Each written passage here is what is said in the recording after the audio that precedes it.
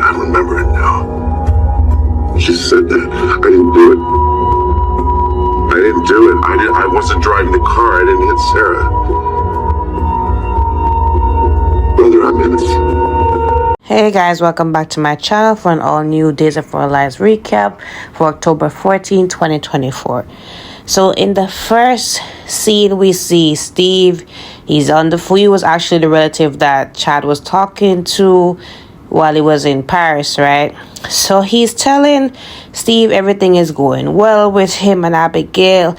Abigail is remembering, a lot of the memories, and they're actually going to get married today, right? So Steve is, of course, he's hesitant, he's skeptical about everything going on with her. Things are not adding up, but Chad don't want to hear that. Chad is blissfully, in love. He's happy that he's reuniting with his long-lost love and all of that. So he doesn't want to hear what Steve has to say about his suspicions about this lady, right? So, he did abruptly hang up the phone, because he's just, on the defensive. He doesn't want to hear what Steve has to say. He's just suspicious, of, this lady claiming to be his niece, claiming to be Chad's wife. So Chad just want to get married to her and all of that, right? And he did say it was her idea, but I'm saying there's a lot of red flags, but of course, Chad is avoiding all of that. So on Friday's episode, we saw fake Abigail talking on the phone to her brother, Mark. And she's telling him that everything is going according to plan. And, she and Chad are getting married. And she's going to do everything she can to save their mother. So while that is happening, Holly's in the back eavesdropping on the conversation. So at some point, fake Abigail turned around and she's saying like, excuse me, do we know each other? So she's like, are you Abigail? So she said, yeah. So she's saying that my mother Nicole was married to your brother-in-law EJ. So she said, okay, all right, nice to meet another one that I don't remember, right? So anyways, she said, I couldn't help but overhear that you and Chad are getting married, and what a perfect place to do it. So she said, yes, we're getting married and all that. So she said that I also overheard that you said you're doing it for your mom. So she's like, yeah, I was on the phone with my brother JJ, and my mom still can't believe that I'm actually Abigail, given my face has changed and all that. But I think that us getting married would help her actually accept that I am her daughter and all of that, right? So anyways, she said that she was gonna get a dress for the day, and Holly said that, can I join you? And she tagged along for that whole thing, right? So then they go back to the house where Chad is, right? So when they get back, Chad is surprised to see Holly there, but Holly said that she's there visiting her mom, but she's staying in a hotel room. So he's like, you don't have to stay there. You can come over to our house. We have space. So of course, fake Abigail was kind of like skeptical about that. But yeah, she's actually going to be there as a witness and also as maid of honor for their big day, right? So once she, gets situated, he was talking to fake Abigail, and, she was hesitant, but then he explained that, she's here. It doesn't make sense for her to be in a hotel room. She could stay here, and she's been going through a lot with her mom. So she understands and all that. So yeah, I guess we're going to see this sham of a wedding happen. So remember on Friday's episode, Xander actually, met up with Maggie, and, he was telling her about the fact that Kristen had a serum that could help Sarah's spine condition. However, she's holding it hostage because, Brady is not set free. So, she's like, how is this possible? So he said that, Dr. Rolf actually concocted a serum that could potentially help. So she was skeptical because it is Rolf. But come on, guys, you don't see how much time Dr. Rolf saved more people than the actual doctors themselves. So anyways, he's saying that it's all his fault because he ended up telling Maggie that, Sarah actually, made up the whole thing about actually seeing Brady at, causing the accident and all of that. And, it was to cover him because, he actually set up a plan to kill Brady or for Brady to off himself. And so Sarah did it to save him. So, of course, Maggie is disappointed at him and, he feels bad about all that happened. She told him that, listen, you're not gonna get nowhere with all this, this pent up energy for revenge and all of that.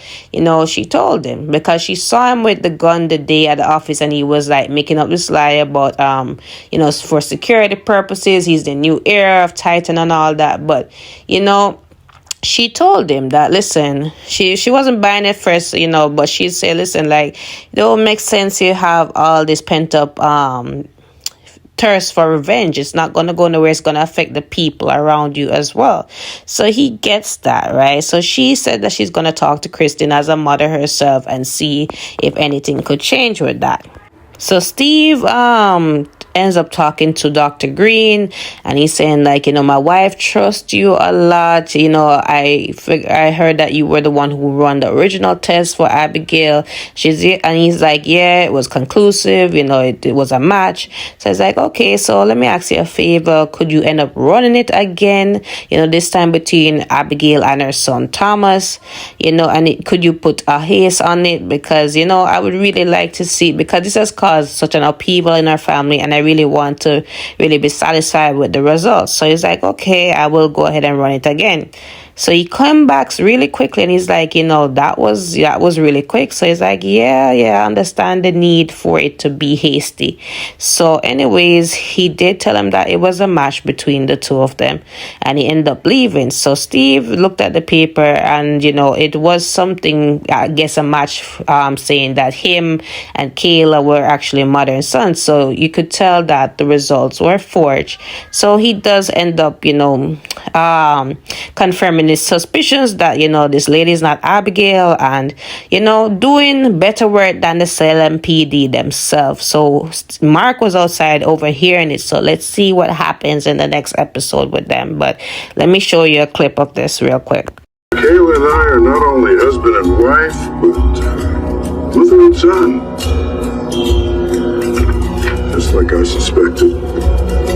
Dr. Green, you faked the original results. So we head to Brady and Eric, right? So Eric comes back to Brady, asks him how he's doing. I think I've seen Brady in this suit for 5 days in a row now. Come on. But anyways, Eric, tells Brady that, he ended up finding out some more information, and, he figured out that him and Fiona were actually at the bar. And so he asked Brady point blank if she was also drinking. So at first, Brady didn't want to get into it. And, it was really frustrating. And I could tell that Eric was also frustrated with, trying to ask Brady what's happening, right?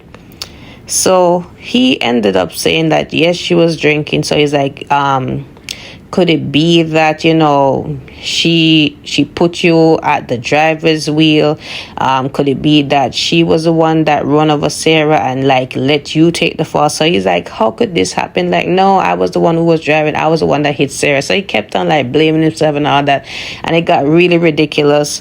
So he's like, come on, Brady. Eric at one point got frustrated and said, come on, Brady, like try to remember that night. So he did ended up remembering that Fiona was the one behind the wheel, and it wasn't him. He's innocent. So we finally have a breakthrough with Brady and all that. So now they know the truth, right? So moving on. So let's get back to Sarah and Fiona, right? So Sarah finally remembers that Fiona was behind the wheel, and Fiona comes into her room. So she confronts her and said, you were the one that hit me. And she's like, are you sure? Like, you're off your meds or something? Do you just wake up? She's like, no, I remember that it was you. And you are actually taking, you're letting Brady take the fall for your cause, right? So she's like, no, like, come on now. You were the one that actually placed Brady at the scene of the crime. You're the one that like made up the statement. She's like, I did that to save your son from like killing him and all that. It wasn't made up. It wasn't true, actually. So she at first she was denying it, and she's like, Eric, she told her that Eric came over, and Eric said that she was at the bar with Brady on that same night, and she's like, yeah, we were there hanging up, but there was nothing to it, and she ended up saying at some point that she was drinking, but she wasn't the one driving, Brady was, and she tried to tell him to get a taxi, trying to cover up her story. But Sarah's not bad. And Sarah's like, listen, like, we gotta make this right. She was gonna call, I think she was trying to call Eric or the police or so, but Fiona snatched the phone from her and she said, listen, like, I worked too hard to have this relationship with my son, and you or nobody's getting in the way of it. I've been lonely for all these years. You don't understand. And Sarah's like, I really don't care. I really don't care. Like, you caused this. You caused the situation, right? So it got to a point where Sarah is trying to wheel away and says she's gonna tell somebody about, she tells Xander about it. And Fiona, of course, Fiona's gonna have the upper hand because Sarah is in the wheelchair. She's crippled at this point. So, Fiona is there trying to wheel her, try to push her off the stairs, actually, to make it look like, she fell out of her wheelchair and somebody will find her, either her or Xander will find her, and it will be all this big accident. Nobody will know. So, we are thinking that she's gonna get away with this until, let me put the clip in. They'll just think that you lost control of your chair. It's a pity, really. No one will be to my side. Except for me.